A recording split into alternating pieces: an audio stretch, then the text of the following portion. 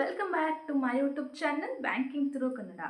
ಈಗ ನನ್ನ ವೀಡಿಯೋಸಲ್ಲೆಲ್ಲ ಕಮೆಂಟ್ಸ್ನ ಸ್ವಲ್ಪ ಜನ ಹಾಕ್ತಿರ್ತೀರ, ಲೈಕ್ ನೀವು ಎಷ್ಟು ವರ್ಷ ತಗೊಂಡ್ರಿ ಎಕ್ಸಾಮ್ ಕ್ಲಿಯರ್ ಮಾಡೋಕ್ಕೆ, ಆ್ಯಂಡ್ ನೀವು ಕೋಚಿಂಗ್ ತೊಗೊಂಡ್ರಾ ಅಥವಾ ಸೆಲ್ಫ್ ಪ್ರಿಪರೇಷನ್ನ, ಈ ಥರ ಎಲ್ಲ ಕ್ವಶನ್ಸು ಸ್ವಲ್ಪ ಜನ ಕೇಳ್ತಿರ್ತೀರ. ಸೊ ಅದ್ರ ಬಗ್ಗೆನೇ ಈ ವಿಡಿಯೋ ಕಂಪ್ಲೀಟಾಗಿ ಆಗಿರುತ್ತೆ.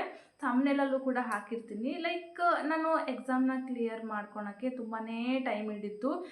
S I took almost 5 long years to clear the bank exam ಅಂತಲೂ ಹೇಳ್ಬೋದು. ನೋಡಿ, ಒಬ್ಬೊಬ್ಬರು ಹೆಂಗಿರ್ತಾರಂದರೆ ಫಸ್ಟ್ ಅಟೆಂಪ್ಟಲ್ಲೇ ತುಂಬಾ ಲಕ್ಕಿ ಇರ್ತಾರೆ. ಅವರು ಫಸ್ಟ್ ಅಟೆಂಪ್ಟಲ್ಲೇ ಕ್ಲಿಯರ್ ಆಗಿಬಿಡುತ್ತೆ. ಪ್ರಿಲಿಮ್ಸ್ ಆಗಿರ್ಬೋದು, ಮೇನ್ಸ್ ಆಗಿರ್ಬೋದು, ಈವನ್ ಇಂಟರ್ವ್ಯೂ ಕೂಡ ಕ್ಲಿಯರ್ ಮಾಡಿಕೊಂಡು ಕ್ವಾಲಿಫೈ ಆಗಿಬಿಟ್ಟಿರ್ತಾರೆ. ಬಟ್ ಇನ್ನೂ ಸ್ವಲ್ಪ ಜನ ಇರ್ತಾರೆ, ಅವ್ರು ಎಷ್ಟು ಸ್ಟ್ರಗಲ್ ಮಾಡ್ತಿರ್ತಾರೆ, ಎಷ್ಟು ಹಾರ್ಡ್ ವರ್ಕ್ ಮಾಡ್ತಿರ್ತಾರೆ, ಬಟ್ ಅವರಿಗೆ ಮತ್ತೆ ಮತ್ತೆ ಏನಂತಾರಲ್ಲ ಪೇಷನ್ಸು ಕಾಡ್ತಾನೆ ಇರುತ್ತೆ. ಇನ್ನೂ ಆಗಿರಲ್ಲ ಮತ್ತೆ ಪ್ರಯತ್ನ ಮಾಡ್ತಿರ್ತಾರೆ. ಸೊ ನಾನು ಕೂಡ ಆ ಸೆಕೆಂಡ್ ಕ್ಯಾಟಗರಿಗೆ ಸೇರ್ತೀನಿ. ನನಗೆ ಎಕ್ಸಾಮ್ ಬರೆಯೋಕ್ಕೆ ಸ್ಟಾರ್ಟ್ ಮಾಡಿದ ತಕ್ಷಣ ನನಗೆ ಫಸ್ಟ್ ಅಟೆಂಪ್ಟಲ್ಲಿ ಯಾವುದೂ ಆಗಲಿಲ್ಲ. ಸೊ 5 ವರ್ಷ ಯಾಕೆ ಹಿಡಿತು, ಅದಕ್ಕೂ ಜೆನ್ಯೂನ್ ರೀಸನ್ ಇರುತ್ತೆ. ಓಕೆ, ಸೊ ನಾನು ಆ ಟೈಮಲ್ಲಿ ಮಾಡಿದಂಥ ಮಿಸ್ಟೇಕ್ಗಳಿಂದ ನಾನು 5 ವರ್ಷನ ತಗೊಂಡೆ. ತುಂಬಾ ಲಾಂಗ್ ಆಯ್ತದು. ಸೊ ಇನ್ ಕೇಸ್ ನೀವೇನಾದರೂ ಬಿಗಿನರ್ಸ್ ಆಗಿದ್ದರೆ, ಆ್ಯಂಡ್ ಆಲ್ಸೋ ಯಾರಾದರೂ ನಾನು 1 ವರ್ಷ ಆಯಿತು ಬರಿತಾ, 2 ವರ್ಷ ಆಯಿತು ಎಕ್ಸಾಮ್ ಬರಿತಾ, ನಂದು ಇನ್ನೂ ಕ್ಲಿಯರ್ ಆಗಿಲ್ಲ ಅಂತ ಯಾರಾದರೂ ಇದ್ದರೆ, ಸೊ ಮೇ ಬಿ ನೀವು ಇದೇ ಥರ ಮಿಸ್ಟೇಕ್ ಮಾಡ್ತಿದ್ದೀರೇನೋ, ಈ ವಿಡಿಯೋ ನೋಡೋದ್ರಿಂದ ನಿಮಗೆ ಹೆಲ್ಪ್ಫುಲ್ ಆಗ್ಬೋದು ಅಂತ ನಾನು ಅನ್ಕೋತೀನಿ. ಓಕೆ, ಫಸ್ಟ್ ಆಫ್ ಆಲ್ ಈಗ ನಾನು ಯಾವಾಗ ಸ್ಟಾರ್ಟ್ ಮಾಡಿದೆ ಎಕ್ಸಾಮು, ಈ ವರ್ಷ ಅಂತೂ ಕ್ಲಿಯರ್ ಆಯಿತು ನಂದು RRB PO and RRB clerk clear ಮಾಡ್ಕೊಂಡಿದ್ದೀನಿ, IBPS ಕ್ಲರ್ಕು ಕ್ಲಿಯರ್ ಮಾಡ್ಕೊಂಡಿದ್ದೀನಿ, IBPS PO ಮೇನ್ಸು ಕ್ಲಿಯರ್ ಆಗಿದೆ. ಸೊ ಈ ಥರ ಏನಂತಾರಲ್ಲ ಬ್ಯಾಕ್ ಟು ಬ್ಯಾಕ್ ಎಲ್ಲ ಎಕ್ಸಾಮ್ಸು ಕ್ಲಿಯರ್ ಆಗ್ತಾ ಬಂತು. ಬಟ್ ಎಟ್ ದಿ ಎಂಡ್ ನಾವು ಯಾವುದಾದ್ರೂ ಒಂದಕ್ಕೆ ಹೋಗಬೇಕಾಗುತ್ತೆ, ಅದು ಮಾತ್ರ ಖಂಡಿತ. ಓಕೆ, ಇವಾಗ ನೋಡಿ, ನಾನು ಸ್ಟಾರ್ಟ್ ಮಾಡಿದ್ದೆ 2018. ನಾನು ಯಾವಾಗ MSc ಅಗ್ರಿನ ಜಾಯಿನ್ ಆಗಿದ್ದೆ ಆವಾಗ. ಬಟ್ ನನಗೆ ಆವಾಗ ಬ್ಯಾಂಕಿಂಗ್ ಬರಿಬೇಕಂತ ಏನೂ ಇರಲಿಲ್ಲ. ಬಟ್ ಟು ಬಿ ಹಾನೆಸ್ಟ್, ನನಗೆ ಅಗ್ರಿಕಲ್ಚರ್ ಆಫೀಸರ್ ಆಗಬೇಕು ಅಂತ ತುಂಬಾ ಆಸೆ ಇತ್ತು.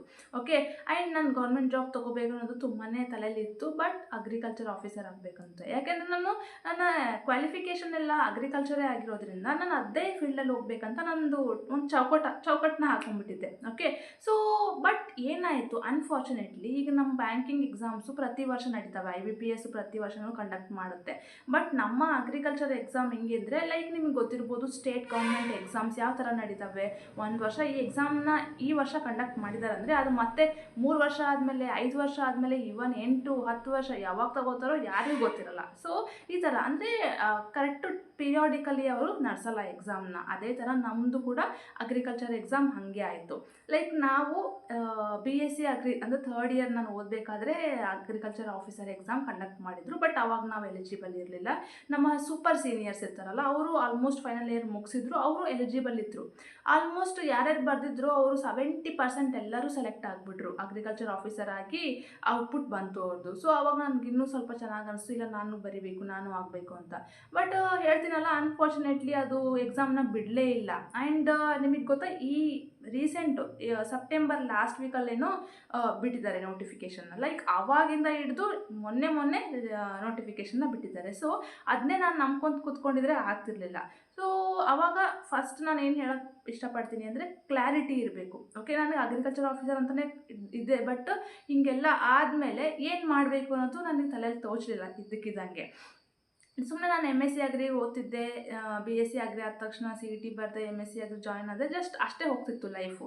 ಆವಾಗ ಏನಾಯಿತು ಅಂದರೆ, ಪ್ರೊಫೆಸರು ಇವಾಗ ಲೆಸನ್ಸ್ ಎಲ್ಲ ಹೇಳ್ತಿರ್ತಾರೆ, ಪಾಠ ಮಾಡ್ತಿರ್ತಾರೆ. ಆವಾಗ ಅವರು ಮಧ್ಯದಲ್ಲಿ ಎಲ್ಲ ಹೇಳೋರು, ಮಾತಾಡೋರು. ಆವಾಗ ಅವ್ರು ಹೇಳೋರು, ನೀವು ಏನೇ ಮಾಡಿರಿ, ಏನೇ ಬಿಡ್ರಿ, ನಿಮ್ಮ ಡ್ರೀಮ್ ಯಾವುದೇ ಆಗಿರಲಿ, ಯಾವುದೇ ಸೆಕ್ಟರಲ್ಲಿ ನೀವು ಹೋಗ್ರಿ, ಬೇಡ ಅನ್ನಲ್ಲ. ಬಟ್ ಬೈ ದಿ 26th ಏಜಿಗೆಲ್ಲ ನೀವು ಒಂದು ಜಾಬಲ್ಲಿ ಇರಬೇಕು, ಸ್ಟೇಬಲ್ ಆಗಿರಬೇಕು. ಅದು ನಿಮ್ಮ ತಲೆಯಲ್ಲಿ ಇರಬೇಕು. ಯಾಕಂದರೆ ತುಂಬಾ ಲೆಂತಿಯಾಗಿ ಏನೋ ಓದಿದೆ, ಏನೋ ಮಾಡಿದೆ, ಆ ಥರ ಎಲ್ಲ ಏನೂ ಇರಬಾರ್ದು. ನೀವು ತುಂಬಾ ಫ್ಯೂಚರ್ ಪ್ಲ್ಯಾನಿಂಗ್ ಎಲ್ಲ ಕರೆಕ್ಟಾಗಿರಬೇಕು ನಿಮ್ಮ ಹತ್ರ. ಬೈ 26th ಏಜಿಗೆಲ್ಲ ನೀವು ಒಂದು ಜಾಬಲ್ಲಿ ಇರಬೇಕು, ಜಾಬ್ ಹೋಲ್ಡರ್ ಆಗಿರಬೇಕು. ಆ ಥರ ನಿಮ್ಮ ಮೈಂಡ್ ಸೆಟ್ ಇರಬೇಕು ಅಂತ ಅವ್ರು ಹೇಳೋರು. ಅವಾಗೂ ನನಗೆ ಅನಿಸೋದು, ಓಕೆ, ಏನಾದರೂ ಮಾಡಬೇಕು ಅಂತ. ಬಟ್ ಬ್ಯಾಂಕಿಂಗ್ ಅಂತ ಬಂದಿದ್ದು ಸ್ವಲ್ಪ ದಿನಗಳಾಯಿತು. ನಮ್ಮ ಸೀನಿಯರ್ಸ್ ಎಲ್ಲ ಎಕ್ಸಾಮ್ ಬರೆಯೋಕ್ಕೆ ಸ್ಟಾರ್ಟ್ ಮಾಡಿದ್ರು. ಆವಾಗ ನನಗೆ ಗೊತ್ತಾಯಿತು, ಒಬ್ಬರು ಹೇಳಾದ್ಮೇಲೆ ಓಕೆ ಬ್ಯಾಂಕಿಂಗ್ ಫೀಲ್ಡಲ್ಲೂ ಅಗ್ರಿಕಲ್ಚರ್ ಫೀಲ್ಡ್ ಆಫೀಸರ್ ಅನ್ನೋ ಒಂದು ಪೋಸ್ಟ್ ಇದೆ ಅಂತ ನನಗೆ ಮತ್ತೆ ಸ್ವಲ್ಪ ಮೋಟಿವೇಟ್ ಸ್ಟಾರ್ಟ್ ಆಯಿತು. ಯಾಕೆಂದರೆ ಅದನ್ನು ಅಗ್ರಿಕಲ್ಚರ್ ಫೀಲ್ಡ್ ಅಲ್ಲ. ಸೊ ಓಕೆ ನಾನು ಅದಾಗಿಲ್ಲ ಅಂದರೆ ಏನು ಇದನ್ನು ನಾನು ಮಾಡ್ಕೋಬೋದಲ್ಲ, ಯಾಕೆಂದರೆ ನನ್ನ ಕ್ವಾಲಿಫಿಕೇಷನ್ ಮೇಲೆ ಇದೆ ಅಂತ ನಾನು ಅವಾಗ ಇಂಟ್ರೆಸ್ಟ್ ತೋರಿಸಿದೆ. ಅದಾದಮೇಲೆ ಬರೆದೆ AFOನ 1 ಸಲ ಬರೆದೆ, 2 ಸಲ ಬರೆದೆ, 3 ಸಲ ಬರೆದೆ, 5 ಸಲದ ಮೇಲೆ ಬರೆದೆ ನಾನು. ಬಟ್ ನಾನು ಅದನ್ನು ಕ್ಲಿಯರ್ ಮಾಡ್ಕೊಳಕ್ಕಾಗಲೇ ಇಲ್ಲ. ಸ್ಟಾರ್ಟಿಂಗ್ 2 ವರ್ಷ ನಾನು ಪ್ರಿಲಿಮ್ಸ್ ಆಯಿತು, ಬಟ್ ಮೇನ್ಸ್ ಆಗೋಕ್ಕೆ ನನಗೆ ತುಂಬಾ ಕಷ್ಟ ಆಯಿತು. ಯಾಕೆಂದರೆ MSc ಇರೋದ್ರಿಂದ ರೀಸರ್ಚು, ಥೀಸಿಸು, ಫೀಲ್ಡಿಗೆ ಹೋಗಬೇಕಿತ್ತು, ತುಂಬಾ ವರ್ಕ್ ಪ್ರೆಷರ್ ಇತ್ತು, ಟೆಸ್ಟ್ಗಳಿದ್ವು, ಇಂಟರ್ನಲ್ಸ್ ಇದ್ವು, ಎಕ್ಸ್ಟರ್ನಲ್ಸ್ ಇದ್ವು, ತುಂಬಾ ಕಷ್ಟ ಆಯಿತು. ಅವಾಗೆಲ್ಲ ಮಾಡೋಕ್ಕಾಗಲಿಲ್ಲ. ಆ್ಯಂಡ್ ಅದಾದಮೇಲೆ ನಾನು ಚೆನ್ನಾಗಿ ಓದಿದ್ದೆ, ಮೇನ್ಸ್ ಕೂಡ ಕ್ಲಿಯರ್ ಮಾಡಿಕೊಂಡೆ. ಇಂಟರ್ವ್ಯೂಗೂ ಕೂಡ ನಾನು 2 ಸಲ ಹೋಗಿ ಬಂದೆ. ಅಪ್ ಟು 2022-23ವರೆಗೂ ನಾನು 2 ಸಲ ಇಂಟರ್ವ್ಯೂಗೆ ಹೋಗಿ ಬಂದೆ. ಬಟ್ 1 ಸಲ ಏನಾಯಿತು, 1.4 ಮಾರ್ಕ್ಸಲ್ಲಿ ನಾನು ಹಿಂದೆ ಉಳಿದೆ. ಮತ್ತು ನೆಕ್ಸ್ಟ್ ಸಲ ಹೋದಾಗೂ ಕೂಡ ಇಂಟರ್ವ್ಯೂಗೆ ಹೋಗಿ ಬಂದೆ, ಎಲ್ಲ ಚೆನ್ನಾಗೇ ಆಗಿತ್ತು. ಬಟ್ ಅಲ್ಲಿ ಕೂಡ 1.8 ಮಾರ್ಕ್ಸ್ ಆರ್ 0.8 ಮಾರ್ಕ್ಸು ನನಗೆ ಅಷ್ಟೊಂದು ನೆನಪಿಲ್ಲ, ಮತ್ತು ನಾನು ಹಿಂದೆ ಉಳಿದೆ. ಸೊ ಈ ಥರ ನಂದು ಕರೆಕ್ಟಾಗಿ ಯಾವುದಕ್ಕೂ ರೀಚ್ ಆಗ್ತಾನೇ ಇರಲಿಲ್ಲ. ಆವಾಗ ಇನ್ನೇನು ಮಾಡೋಕ್ಕಾಗಲ್ಲ ಅಂತ ಕರೆಕ್ಟಾಗಿ ಯೋಚನೆ ಮಾಡಿ ನಾನೇನು ಮಾಡಿದೆ, ಮತ್ತೆ ಎಲ್ಲ ಬ್ಯಾಂಕಿಂಗ್ ಎಕ್ಸಾಮ್ಸ್ದು ಅಪ್ಲಿಕೇಶನ್ ಹಾಕೋಕ್ಕೆ ಸ್ಟಾರ್ಟ್ ಮಾಡಿದೆ, ಹಿಂಗಾದ್ರೆ ನಡೆಯಲ್ಲ ಅಂತ. ಬಟ್ ನನ್ನ ತಲೆಯಲ್ಲಿ ಅವಾಗ ಒಂದು ಭಯ ಇತ್ತು, ಏನಂದರೆ ಅಗ್ರಿಕಲ್ಚರ್ ಫೀಲ್ಡ್ ಆಫೀಸರ್ ಎಕ್ಸಾಮ್ಸಲ್ಲಿ ಪ್ರಿಲಿಮ್ಸಲ್ಲಿ 40 ನಿಮಿಷ ಫಾರ್ ಈಚ್ ಸೆಕ್ಷನ್ ಅವರು ಅಲಾಟ್ ಮಾಡಿರ್ತಾರೆ. ಬಟ್ ಈ ಜನರಲ್ ಬ್ಯಾಂಕಿಂಗಲ್ಲಿ IBPS PO ತೊಗೊಳ್ಳಿ, ಕ್ಲರ್ಕು ಬೇರೆ SBI PO ಕ್ಲರ್ಕ್ ತೊಗೊಳ್ಳಿ, ಅಲ್ಲಿ 20 ಮಿನಿಟ್ಸ್ ಮಾತ್ರ ಕೊಟ್ಟಿರ್ತಾರೆ. ಸೊ ನನಗೆ ತುಂಬಾ ದೊಡ್ಡ ಭಯ ಅಂದರೆ ಅದೇ ಇತ್ತು. 40 ನಿಮಿಷದಲ್ಲೇ ಮಾಡೋಕ್ಕೆ ಒದ್ದಾಡ್ತೀನಿ, 20 ನಿಮಿಷದಲ್ಲಿ ಅಷ್ಟು ಎಲ್ಲ ಹೆಂಗೆ ಮಾಡ್ತೀನಿ ನಾನು. ಆ್ಯಂಡ್ ಇಲ್ಲಿ ನಮಗೆ ಓನ್ಲಿ ಅಗ್ರಿಕಲ್ಚರ್ ಯಾರು ಮಾಡಿರ್ತಾರೆ ಆ ಕ್ವಾಲಿಫಿಕೇಷನ್ ಇರೋರು ಮಾತ್ರ ನಮಗೆ ಕಾಂಪಿಟೇಟರ್ಸ್ ಆಗಿರ್ತಾರೆ. ಬಟ್ ಇಲ್ಲಿ ಜನರಲ್ಲಾಗಿ ಎಲ್ಲ ಡಿಗ್ರಿಯವರು ಯಾವುದೇ ಡಿಗ್ರಿ ಮಾಡಿದ್ರು ಕೂಡ ಎಲ್ಲರೂ ಬಂದಿರ್ತಾರೆ. ನಾನು ಅದನ್ನು ಕಾಂಪಿಟೇಟ್ ಮಾಡೋಕ್ಕೆ ಸಾಧ್ಯನಾ ಅಂತ ಕ್ವಶನ್ ಮಾರ್ಕ್ ಇತ್ತು ನನಗೆ. ಬಟ್ ಏನು ಮಾಡೋಕ್ಕಾಗಲ್ಲ, ಇದಂತೂ ನಾನು ಕೈ ಹಿಡಿಲೇ ಇಲ್ಲ. ಸೊ ನಾನು ಮಾಡಲೇಬೇಕು ಅಂತ ಮತ್ತೆ ಇಲ್ಲ ಬರಿಬೇಕು ಅಂತ ಓದಿದ್ದೆ, ಬರೆದೆ. ಆ್ಯಂಡ್ ಕೋಚಿಂಗ್ ತೊಗೊಂಡಿದ್ದೀರಾ ಅಂತ ಎಷ್ಟೊಂದು ಜನ ಕೇಳ್ತಿದ್ರಿ. ಇಲ್ಲ, ನಾನು ಕೋಚಿಂಗ್ ತೊಗೊಂಡಿಲ್ಲ. ಕೋಚಿಂಗ್ ತೊಗೊಂಡಿದ್ರೆ ನಾನು ಇನ್ನೂ ಸ್ವಲ್ಪ ಬೇಗನೆ ನಾನು ರೀಚ್ ಆಗ್ಬೋದಿತ್ತೇನೋ ನನ್ನ ಏಮ್ಗೆ. ಬಟ್ ನಾನು ತಗೊಳ್ಳಿಲ್ಲ due to some reasons. Okay, and ಎಲ್ಲ ಎಕ್ಸಾಮ್ಸ್ ಬರೆದೆ. ಫಸ್ಟ್ ಆಫ್ ಆಲ್ ನಾನು ಯಾವುದು ಫಸ್ಟ್ ಅಟೆಂಪ್ಟ್ ಕೊಟ್ಟಿದ್ದು ಎಲ್ಲ ಪ್ರಿಲಿಮ್ಸ್ ಆಯಿತು. ಮೇನ್ಸಲ್ಲಿ ಸ್ವಲ್ಪ ಹಿಂದುಳಿದೆ. ಬಟ್ ನೆಕ್ಸ್ಟ್ ನಾನು ಬರೆದೆ, ಎಲ್ಲ ಮೇನ್ಸು ಕ್ಲಿಯರ್ ಆಯಿತು. ಆ್ಯಂಡ್ ಇಂಟರ್ವ್ಯೂಗೂ ಹೋಗಿ ಬಂದೆ. ಸೊ ಬ್ಯಾಕ್ ಟು ಬ್ಯಾಕ್ ನಾನು ಯಾವ್ಯಾವ ಬರೆದಿದ್ನೋ ಎಲ್ಲವನ್ನೂ ನಾನು ಕ್ಲಿಯರ್ ಮಾಡಿಕೊಂಡೆ. ಸೊ ಈ ಥರ ನಂದು ಸ್ಟೋರಿ. ಓಕೆ, ಬಟ್ ನನಗೆ ತುಂಬಾ ಈಸಿಯಾಗಿ ಯಾವುದೂ ಸಿಕ್ಕಿಲ್ಲ, ತುಂಬಾ ಕಷ್ಟಪಟ್ಟಿದ್ದೀನಿ ನಾನು. ಟೈಮ್ ಟೇಬಲ್ ಹಾಕ್ಕೊಂಡಿರ್ಬೋದು, ಪ್ರೈವೇಟ್ ಜಾಬ್ ಮಾಡ್ತಿರ್ಬೋದು. ಸೊ ಅಷ್ಟೊಂದು ನನಗೆ ಈಸಿಯಾಗಿ ಜಾಬ್ ಸಿಕ್ಕಿಲ್ಲ. ಓಕೆ, ಸೊ ನಿಮಗೆಲ್ಲ ನಾನು ಏನು ಹೇಳ್ತಿದ್ದೀನಿ ಅಂದರೆ, ಫಸ್ಟ್ ಆಫ್ ಆಲ್ ನೀವು ಈಗ ಜಸ್ಟು ಡಿಗ್ರಿ ಮುಗಿಸ್ಕೊಂಡಿದ್ದೀರಾ ಅಂದ್ಕೊಳ್ಳಿ, ಅಥವಾ ಡಿಗ್ರಿ ಮುಗಿಸಿ ಓದ್ತಿದ್ದೀರಾ ಅಂದ್ಕೊಳ್ಳಿ. ನಿಮಗೆ ಒಂದು ಕ್ಲಾರಿಟಿ ಇರಬೇಕು, ನಾನು ಯಾವ ಎಕ್ಸಾಮ್ ಬರೀಬೇಕು ಅಂತ. ಈಗ ಕ್ಲಾರಿಟಿ ಇತ್ತಂದರೆ ಅಲ್ಲೇ ನಿಮ್ಮ ಅರ್ಧ ಕೆಲಸ ಮುಗ್ದೋದಂಗೆ. ಓಕೆ, ಸೊ ಇವಾಗ ನೀವು ಎಕ್ಸಾಮ್ ಬರೀಬೇಕು, ಬಟ್ ಯಾವುದಂತ ನಿಮಗೆ ಗೊತ್ತಿಲ್ಲ.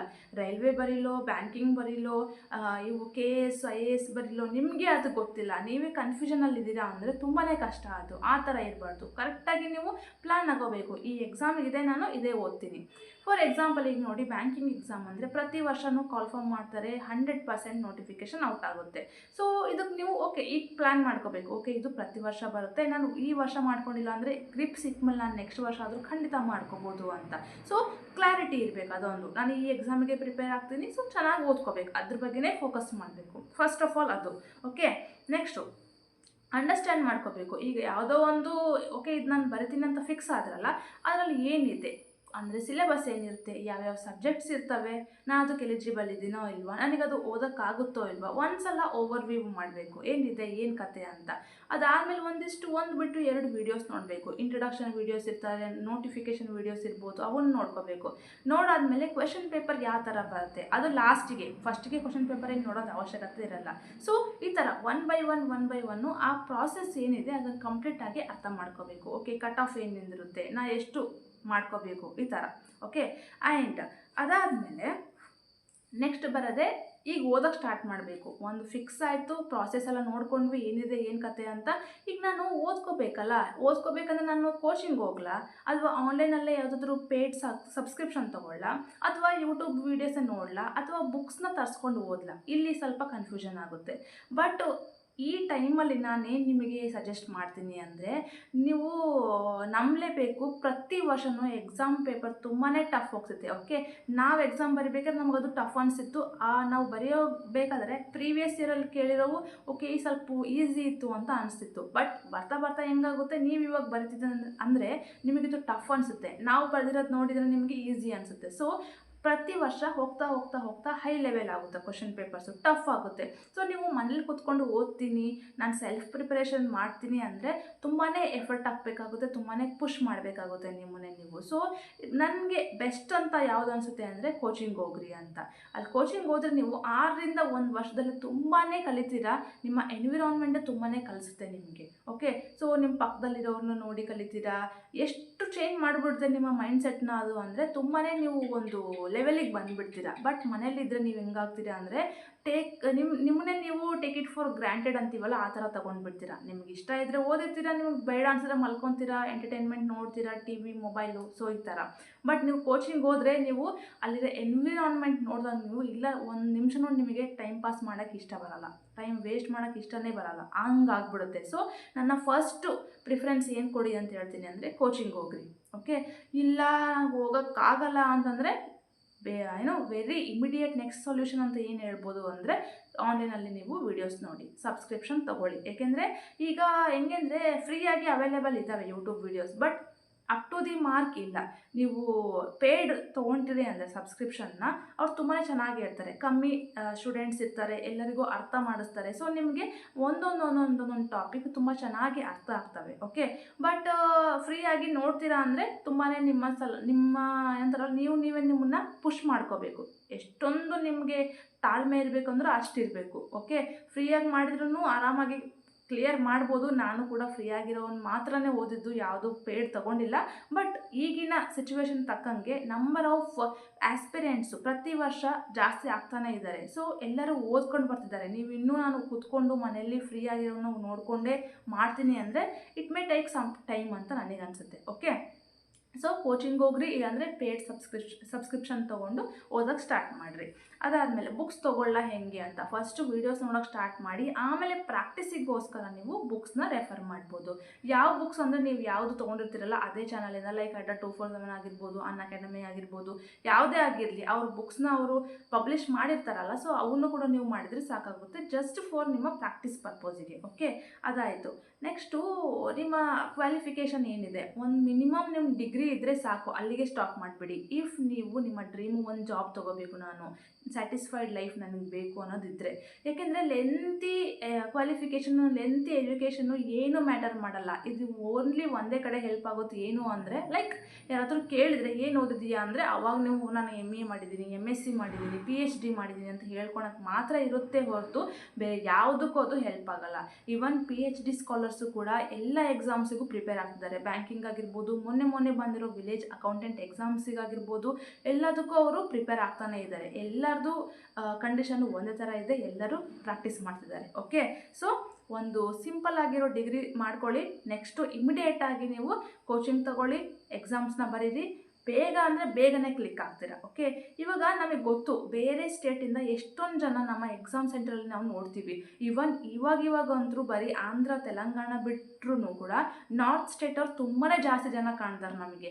ಲೈಕ್ ಡೆಲ್ಲಿಯವರಾಗಿರ್ಬೋದು, ರಾಜಸ್ಥಾನ ಅವರಾಗಿರ್ಬೋದು, ಇವನ್ ಜಮ್ಮು ಕಾಶ್ಮೀರವರಾಗಿರ್ಬೋದು, ನಮ್ಮ ಬ್ಯಾಚಲ್ಲಿ ಅವರು ಕೂಡ ಇದ್ದರು. ಸೊ ಎಷ್ಟೊಂದು ಜನ ಹೊರಗಡೆ ಸ್ಟೇಟಿಂದ ನಮ್ಮ ಸ್ಟೇಟಿಗೆ ಬರ್ತಿದ್ದಾರೆ. ಸೊ ಬರ್ತಾ ನಮ್ಮ ಕಟ್ ಆಫ್ ಮೇಲೂ ಕೂಡ ಇದು ತುಂಬಾ ಅಫೆಕ್ಟ್ ಆಗ್ತಿದೆ.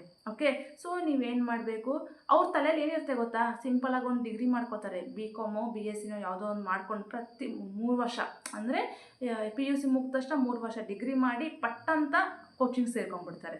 ಅಲ್ಲಿ ಒಂದು 6ರಿಂದ 1 ವರ್ಷದವರೆಗೂ, 6 ತಿಂಗಳಾಗಿರ್ಬೋದು, 1 ವರ್ಷ ಆಗಿರ್ಬೋದು, ಚೆನ್ನಾಗಿ ಕೋಚಿಂಗಲ್ಲಿ ಮಸ್ತ್ ಟ್ರೈನಪ್ ಆಗಿಬಿಟ್ಟಿರ್ತಾರೆ, ಎಕ್ಸಾಮ್ನ ಕೊಟ್ಬಿಡ್ತಾರೆ. ಅವ್ರಿಗೆ ಗೊತ್ತು ಎಲ್ಲಿ ಯಾವ ಸ್ಟೇಟಲ್ಲಿ ಕಡಿಮೆ ಕಟ್ ಆಫ್ ಇದೆಯೋ ಅಲ್ಲಿ ಅಪ್ಲೈ ಮಾಡ್ತಾರೆ, ಎಕ್ಸಾಮ್ ಬರ್ತಾರೆ, ಕ್ವಾಲಿಫೈ ಆಗ್ತಾರೆ. ಅವರಿಗೆ ಒಂದು ಸ್ಟ್ರೆಂತ್ ಕೂಡ ಇದೆ, ಎಲ್ಲಿದ್ದರೂ ಕೂಡ ಅವರು ಹೋಗಿ ಸ್ಟೇಬಲ್ ಆಗಿ ನಾವು ಇರ್ತೀವಿ ಅಂತ. ಸೊ ಅವರು ಅದಕ್ಕೆಲ್ಲ ಹಂಚ್ಕೊಳಲ್ಲ ಬೇರೆ ಸ್ಟೇಟು ಏನು ಅಂತ. ಸೊ ಬರ್ತಾರೆ, ಎಕ್ಸಾಮ್ ಬರ್ತಾರೆ, ಕ್ವಾಲಿಫೈ ಆಗ್ತಾರೆ, ಜಾಬ್ ತಗೋತಾರೆ. ಬಟ್ ನಮ್ಮ ಕರ್ನಾಟಕದವ್ರಿಗೆ ಇನ್ನೂ ಅವೇರ್ನೆಸ್ಸೇ ಇಲ್ಲ. ಬ್ಯಾಂಕಿಂಗ್ ಎಕ್ಸಾಮ್ ಅಂದರೆ ದೂರ ಹೋಗ್ತೀವಿ.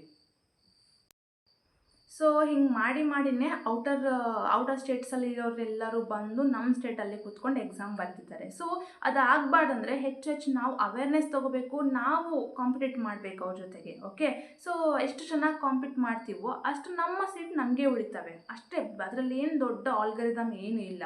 ಓಕೆ, ಅದು ಒಂದು. ಸೊ ಇದಿಷ್ಟು ನಿಮಗೆ ತಲೆಯಲ್ಲಿತ್ತು ಅಂದರೆ ನೀವು ಎಷ್ಟು ಬೇಗ ಅಂತೀರ ಅಷ್ಟು ಬೇಗ ನೀವು ಕ್ಲಿಕ್ ಆಗೋ ಚಾನ್ಸಸ್ ತುಂಬಾ ಇರ್ತವೆ. ಇವಾಗ ನೋಡಿ, ಏನು ನಿಮ್ಮ ಹತ್ರ ಒಂದು ಪ್ಲ್ಯಾನೇ ಇಲ್ಲ, ಯಾವುದೋ ಎಕ್ಸಾಮ್ ಬರುತ್ತೇನೋ ನಾನು ಓದ್ಕೊತೀನಿ ಬರಿತೀನಿ ಬಿಡು, ಮತ್ತು ಯಾವುದೋ ಬೇರೆ ಫೀಲ್ಡಲ್ಲಿ ಎಕ್ಸಾಮ್ ಬಂತು ಅದನ್ನೂ ಓದ್ತೀನಿ ಬರಿತೀನಿ. ಸೊ ಈ ಥರ ಆಗಬಾರ್ದು. ಏಕೆಂದರೆ ನಾನು ಯಾಕೆ ಇಷ್ಟು ಸ್ಟ್ರೆಸ್ ಮಾಡಿ ಹೇಳ್ತಿದ್ದೀನಿ ಅಂದರೆ, ಇವತ್ತಿನ ಟೈಮಲ್ಲಿ ಜಾಬು ಅಂದರೆ ಎಕ್ಸಾಮ್ಸು. ಇವಾಗ ನೋಡಿ, ಒಂದೇ ಒಂದು ಸಿಂಪಲ್ ಎಕ್ಸಾಂಪಲ್ ಹೇಳ್ತೀನಿ. ವಿಲೇಜ್ ಅಕೌಂಟೆಂಟು, ಏನಂತಾರಲ್ಲ ಗ್ರಾಮ ಲೆಕ್ಕಾಧಿಕಾರಿಗಳು, ಲೈಕ್ ಈ ಥರ ಒಂದು ಪೋಸ್ಟ್ ಐತಲ್ಲ. ಸೊ ಈ ವಿಲೇಜ್ ಅಕೌಂಟೆಂಟು ಲಾಸ್ಟ್ ಇಯರ್ವರೆಗೂ ಹೆಂಗಿತ್ತು ಅದರ ಸೆಲೆಕ್ಷನ್ ಪ್ರಾಸೆಸ್ ಅಂದರೆ ಮೆರಿಟ್ ಬೇಸಿಸ್ ಮೇಲೆ ತಗೋತಿದ್ರು. ಲೈಕ್ ಯಾರು ಸೆಕೆಂಡ್ PUCಯಲ್ಲಿ ಜಾಸ್ತಿ ಮಾರ್ಕ್ಸ್ ತೊಗೊಂಡಿರ್ತಾರೋ, ಜಾಸ್ತಿ ಪರ್ಸೆಂಟೇಜ್ ತೊಗೊಂಡಿರ್ತಾರೋ ಅವ್ರನ್ನ ತೊಗೊಳೋದಾಗಿತ್ತು. ಬಟ್ ಇವಾಗ ಹೆಂಗಾಗಿದೆ ಅಂದರೆ ಅದಕ್ಕೂ ಕೂಡ ಎಕ್ಸಾಮ್ನ ಇಟ್ಟಿದ್ದಾರೆ. ಸೊ ಎಲ್ಲಿಗೆ ಬಂತು ನೀವೇ ನೋಡಿ. ಯಾವುದೇ ಆಗಲಿ ತುಂಬ ಈಸಿಯಾಗಿ ಯಾವುದೂ ಸಿಗಲ್ಲ ಈಗಿನ ಟೈಮಲ್ಲಿ ಮಾತ್ರ. ಓಕೆ, ಸೊ ನೀವು ಇನ್ನೂ ಯೋಚನೆ ಮಾಡ್ತಾ ಕೂತಿದ್ದೀರಾ, ಇನ್ನೂ ನಿಮ್ಮ ಎಫರ್ಟ್ ಹಾಕ್ತಿಲ್ಲ 100% ಎಫರ್ಟ್ನ ಅಂತಂದರೆ ನೀವು ತುಂಬಾ ತಪ್ಪು ಮಾಡ್ತಿದ್ದೀರಾ. ನಿಮಗೆ ಗುರಿ ಇದೆ ಅಲ್ವಾ, ನಾನು ಜಾಬ್ ತೊಗೋಬೇಕು ಅಂತ. ಸೊ ಅದಕ್ಕೋಸ್ಕರ ನಿಮ್ಮ ಟೈಮ್ ಕೊಡಿ, ಫೋಕಸ್ ಮಾಡಿ, ಡೆಡಿಕೇಟ್ ಮಾಡಿ ಓದಿ, ಅವಾಗ ಬಂದೇ ಬರುತ್ತೆ. ಓಕೆನಾ? ಸೊ ನಂಬರ್ ಆಫ್ ವೇಕೆನ್ಸೀಸಲ್ಲಿ ಮ್ಯಾಟರ್ ಆಗಲ್ಲ, ನಿಮ್ಮ ಪ್ರಯತ್ನ ಏನಿದೆ, ನಿಮ್ಮ ಕನ್ಸಿಸ್ಟೆನ್ಸಿ ಏನಿದೆ ಅದು ಮ್ಯಾಟರ್ ಆಗುತ್ತೆ. ಫಾರ್ ಎಕ್ಸಾಂಪಲ್ ನಂದೇ ತಗೊಳ್ಳಿ, ನಾನು 1 ವರ್ಷ 2 ವರ್ಷ ಓದಿ ನನ್ನ ಕೈಯಿಂದ ಆಗಲ್ಲ ಬಿಡಪ್ಪ ಅಂತ ಸುಮ್ಮನೆ ಕೂತ್ಕೊಂಡ್ಬಿಟ್ಟಿದ್ರೆ ನಾನು ಇವತ್ತು RRB PO ಆಗ್ತಾನೇ ಇರಲಿಲ್ಲ. ಬೇರೆ ಯಾವುದೋ ಪ್ರೈವೇಟ್ ಜಾಬ್ ಮಾಡ್ತಿದ್ದೆ, ಇಲ್ಲಾಂದರೆ ಇನ್ನೊಂದು ಯಾವುದೋ ಎಟ್ಸೆಟ್ರಾ ಮಾಡ್ಕೊತಿರ್ತಿದ್ದೆ. ಬಟ್ ನನಗೆ ಅದು ಇರಲಿಲ್ಲ, ನಾನು ಮಾಡ್ಕೊಳ್ಳೇಬೇಕಂತ ನನಗೆ ತುಂಬಾ ಇತ್ತು. ಸೊ ಪ್ರತಿ ವರ್ಷವೂ ಟ್ರೈ ಮಾಡಿದೆ, ಪ್ರತಿ ವರ್ಷವೂ ಎಕ್ಸಾಮ್ ಬರೆದೆ. So finally I am here. ನಿಮ್ಮ ಮುಂದೆ ನಾನು ಇವಾಗ ವಿಡಿಯೋ ಮಾಡ್ತಾ ಕೂತ್ಕೊಂಡಿದ್ದೀನಿ. ಸೊ ಹೇಳೋಕ್ಕಾಗಲ್ಲ, ನೀವು ಕೂಡ ನೆಕ್ಸ್ಟ್ ಇಯರೇ ಆಗ್ಬೋದು, ಯಾರ ಕೈಯಲ್ಲೂ ಇಲ್ಲ. ನೀವು ಚೆನ್ನಾಗಿ ಓದಿದ್ರಿ ಅಂದರೆ ನಿಮ್ಮನ್ನು ತಡೆಯೋರು ಯಾರೂ ಇಲ್ಲ. ಸೊ ಏನು ಮಾಡಿ, ಕರೆಕ್ಟಾಗಿ ಪ್ಲ್ಯಾನ್ ಮಾಡ್ಕೊಳ್ಳಿ, ನಿಮ್ಮ ಮೈಂಡ್ನ ತುಂಬಾ ಕ್ಲಿಯರಾಗಿ ಇಟ್ಕೊಳ್ಳಿ. ಏನು ಮಾಡ್ತೀರಾ ಅದ್ರ ಮೇಲೆ ಕ್ಲಾರಿಟಿ ಇರಲಿ, ಆ ಪ್ರಾಸೆಸ್ನ ಚೆನ್ನಾಗಿ ಅಂಡರ್ಸ್ಟ್ಯಾಂಡ್ ಮಾಡ್ಕೊಳ್ಳಿ. ನೆಕ್ಸ್ಟ್ ಇಮಿಡಿಯೇಟಾಗಿ ಕೋಚಿಂಗ್ ಜಾಯ್ನ್ ಆಗಿರಿ, ತುಂಬಾ ಬೆಸ್ಟ್ ಅದು. ಜಾಯ್ನ್ ಆದ ತಕ್ಷಣ ನಿಮ್ಮ ಮೈಂಡ್ನ ಅದೇ ಟ್ರೈನ್ ಅಪ್ ಮಾಡುತ್ತೆ. ಪಕ್ಕದಲ್ಲಿರೋ ಹುಡುಗನ ನೋಡಿ, ಪಕ್ಕದಲ್ಲಿರೋ ನಿಮ್ಮ ಫ್ರೆಂಡ್ಸ್ ಸರ್ಕಲನ್ನು ನೋಡಿ ಹೆಂಗೆ ಓದ್ತಾರೆ. ಏಕೆಂದರೆ ನಮ್ಮ ಫ್ರೆಂಡ್ಸಲ್ಲಿ ಎಷ್ಟೊಂದು ಜನ ಕೋಚಿಂಗ್ ಸೆಂಟರಿಗೆ ಹೋಗಿ ವಿತಿನ್ 6 ಮಂತ್ಸಲ್ಲೇ ಎಕ್ಸಾಮ್ನ ಚೆನ್ನಾಗಿ ಬರೆದು ಕ್ವಾಲಿಫೈ ಆಗಿರೋರು ತುಂಬಾ ಎಕ್ಸಾಂಪಲ್ಸ್ ಇದ್ದಾವೆ. ಓಕೆ, ಸೊ ನಾನು ಅದಕ್ಕೆ ಫಸ್ಟನ್ನ ಕೋಚಿಂಗ್ ಹೋಗಿ ಅಂತಲೇ ಹೇಳ್ತಿದ್ದೀನಿ. ಸೊ ಅಷ್ಟೊಂದೇನು ನಿಮಗೆ ತೊಂದರೆ ಆಗಲಿಕ್ಕಿಲ್ಲ ಅನ್ಕೋತೀನಿ. ಟ್ರೈ ಮಾಡಿ ಮ್ಯಾಕ್ಸಿಮಮ್ ಕೋಚಿಂಗ್ ಹೋಗೋಕ್ಕೆ. ಓಕೆ, ಆ್ಯಂಡ್ ನಂದ್ಯಾಲ್ ಕೋಚಿಂಗ್ ತುಂಬಾ ಚೆನ್ನಾಗಿದೆ, ಅಲ್ಲಿ ಹೋಗ್ರಿ. ಆ್ಯಂಡ್ ನನಗೆ ಧಾರವಾಡದಲ್ಲೂ ಕೋಚಿಂಗ್ ಸೆಂಟರ್ಗಳಿದ್ದಾವೆ, ಬೆಂಗಳೂರಲ್ಲೂ ಸ್ವಲ್ಪ ಇದ್ದಾವೇನೋ, ಬಟ್ ನಾನು ಅಷ್ಟೊಂದು ಚೆನ್ನಾಗಿ ಹೇಳ್ತಾರೆ ಅನ್ನೋದು ನನಗೆ ಅಷ್ಟೊಂದು ಗೊತ್ತಿಲ್ಲ. ಕೇಳಿದ್ದೀನಿ, ಲೈಕ್ ಇವು ಧಾರವಾಡದಲ್ಲೋ ಅಥವಾ ಶ್ರೀಧರ್ ಕೋಚಿಂಗ್ ಸೆಂಟರ್ ಆಗಿರ್ಬೋದು. ಆಮೇಲೆ ಯಾವ್ಯಾವ ನನಗೆ ಅಷ್ಟು ನಿಜವಾಗ್ಲೂ ಗೊತ್ತಿಲ್ಲ, ಬಟ್ ನಾನು ಚೆನ್ನಾಗಿ ಔಟ್ಪುಟ್ ನೋಡಿರೋದು ಅಂದರೆ ನಂದ್ಯಾಲ್ ಕೋಚಿಂಗ್ ಸೆಂಟರಲ್ಲೇ. ಯಾಕೆಂದರೆ ನಮ್ಮ ಒಂದು 3-4 ಜನ ಫ್ರೆಂಡ್ಸ್ ಅಲ್ಲಿ ಹೋಗಿ ಆಲ್ರೆಡಿ ಕ್ಲಿಯರ್ ಮಾಡಿಕೊಂಡು ಆಫೀಸರ್ಸ್ ಆಗಿದ್ದಾರೆ. ಸೊ ಇನ್ನೂ ಕಾಯ್ತಾ ಕೂತ್ಕೋಬೇಡಿ, ಇನ್ನೂ ಯೋಚನೆ ಮಾಡ್ತಾ ಕೂತ್ಕೋಬೇಡಿ. ಇನ್ನೂ ಇವಾಗ ನಿಮ್ಮ ಟೈಮ್ ಇದೆ, ಈಗಲೇ ಹೋಗಿ ಕೋಚಿಂಗ್ ಜಾಯ್ನ್ ಆಗಿ ನೆಕ್ಸ್ಟ್ ಇಯರ್ ಆದರೂ ನೀವು ಎಕ್ಸಾಮಿಗೆ ತಯಾರಾಗಿ ಚೆನ್ನಾಗಿ ಎಕ್ಸಾಮ್ನ ಕೊಡ್ತೀರಾ ಅನ್ನೋ ಗ್ಯಾರಂಟಿ ನಾನು ಕೊಡಬಲ್ಲೆ. ಓಕೆ, ಸೊ ಐ ಥಿಂಕ್ ನಿಮ್ಗೆ ಈ ವಿಡಿಯೋ ಹೆಲ್ಪ್ಫುಲ್ ಆಯಿತು ಅಂತ ಅನ್ಕೋತೀನಿ. ಆ್ಯಂಡ್ ನನ್ನ ಪ್ರಾಸೆಸ್ ಕೂಡ ಹೆಂಗಾಯಿತು, ಯಾವಾಗಿಂದ ಸ್ಟಾರ್ಟ್ ಮಾಡಿದೆ, ಯಾವಾಗ ನಾನು ತಲುಪಿದೆ ಅಂತ. ಆ್ಯಂಡ್ ನಿಮ್ಮ ಏಜ್ ಎಷ್ಟು ಏನು ಅಂತಲೂ ಕೇಳ್ತಿರ್ತೀರಿ. ನನಗೆ ಇವಾಗ 27 ಇಯರ್ಸು. ಆ್ಯಂಡ್ RRB PO ಆಗಿನೇ ನಾನು ಕಂಟಿನ್ಯೂ ಮಾಡ್ತಿದ್ದೀನಿ. ಬಟ್ ನೆಕ್ಸ್ಟು ಯಾವ ಎಕ್ಸಾಮಿಗೂ ನನಗೆ ಇಷ್ಟನೇ ಇಲ್ಲ. ಯಾಕೆಂದರೆ ನಾನು ತುಂಬಾ ಎಕ್ಸಾಸ್ಟ್ ಆಗಿಬಿಟ್ಟಿದ್ದೀನಿ ಓದಿ. ಸೊ ಫುಲ್ ಸ್ಟಾಪ್ ಇಟ್ಟಿದ್ದೀನಿ ಆಲ್ರೆಡಿ. ಇದರಲ್ಲೇ ಏನಾದರೂ ಪ್ರಮೋಷನ್ ಇಂಕ್ರಿಮೆಂಟ್ ಎಕ್ಸಾಮ್ ಇದ್ದಾವಲ್ಲ ಅವನ್ನ ಮಾತ್ರ ಬರೀತಿದ್ದೀನಿ, ಬಿಟ್ಟರೆ ನನಗೆ ಬೇರೆ ಯಾವುದೂ ಇಲ್ಲ. ಯಾಕೆಂದರೆ ನನಗಿಲ್ಲಿ ಮತ್ತು ಬೇರೆ ಎಕ್ಸಾಮಿಗೆ ಹೋದೆ ಅಂದರೆ IBPS POನೇ ತೊಗೊಳ್ಳಿ, ತುಂಬಾ ವರ್ಕ್ ಪ್ರೆಷರ್ ಇದೆ ಅಲ್ಲಿ. ನಮ್ಮ ಫ್ರೆಂಡ್ಸೇ ಹೇಳ್ತಾರೆ ಬೇಡಮ್ಮ ಬರಬೇಡ ಇಲ್ಲಿ ಅಂತ. ಸೊ ನನಗೆ ದೇವ್ರು ಏನು ಕೊಟ್ಟಿದ್ದಾನೆ ಅದೇ ಚೆನ್ನಾಗಿದೆ ಅಂತ ನನಗೆ ಅನಿಸ್ತೆ. ಯಾಕೆಂದರೆ ಗಾಡ್ಸ್ ಪ್ಲ್ಯಾನ್ ಈಸ್ ಡಿಫ್ರೆಂಟ್ ಅಂತ ಅಂತೀವಲ್ಲ, ಸೊ ಅದು ತುಂಬಾ ನಿಜ ಅನಿಸುತ್ತೆ. ನನಗೆ RRB POನೇ ಬೆಸ್ಟ್ ಅಂತ ಅನಿಸುತ್ತೆ, ಯಾವಾಗಲೂ ಅಷ್ಟೇ ಅನಿಸುತ್ತೆ ನನಗೆ. ಸೊ ಯಾವ ಎಕ್ಸಾಮ್ನು ನಮ್ಗೆ ಬೇಡ, ಅಷ್ಟು ವರ್ಕ್ ಪ್ರೆಷರ್ ತೊಗೊಂಡು ಏನು ಮಾಡ್ತೀರಾ ಅಲ್ವಾ. ಸೊ ನೆಮ್ಮದಿಯಾಗಿರಬೇಕು ಜೀವನದಲ್ಲಿ. ಹಂಗಂತ ತುಂಬಾ ಕೆಲಸನೂ ಇರಲಾರ್ದೆ ಇರೋಕ್ಕೂ ಆಗಲ್ಲ. ಬಟ್ ಏನೋ ಒಂದು ಮಾಡಬೇಕು, ಅದರಲ್ಲೇ ಸ್ವಲ್ಪ ನೆಮ್ಮದಿ ಇದ್ದರೂ ಸಾಕು ಅಂತ ಅನಿಸುತ್ತೆ. ಸೊ ಅಷ್ಟೇ. ಇನ್ನು ಐ ಹೋಪ್ ನಿಮ್ಗೆ ಈ ವಿಡಿಯೋ ನಿಜವಾಗ್ಲೂ ಹೆಲ್ಪ್ಫುಲ್ ಆಯಿತು ಅಂತ ಅನ್ಕೋತೀನಿ. ಸೊ ಚೆನ್ನಾಗಿ ಓದ್ರಿ, ಆದಷ್ಟು ಬೇಗ ಜಾಬ್ ತೊಗೊಳ್ಳಿ ಅಂತ ಹೇಳ್ತೀನಿ. ಆದಷ್ಟು ಕನ್ನಡದವರೇ ಜಾಬ್ನ ತೊಗೊಳ್ಳಿ ಅಂತ ನಾನು ಇಷ್ಟಪಡ್ತೀನಿ. ಸೊ ಇಲ್ಲಿಗೆ ಈ ವಿಡಿಯೋನ ಎಂಡ್ ಮಾಡೋಣ. ಮತ್ತೆ ನೆಕ್ಸ್ಟ್ ವಿಡಿಯೋಲಿ ಸಿಗೋಣ. ಅಲ್ಲಿವರೆಗೂ ಟೇಕ್ ಕೇರ್, ಬಾಯ್.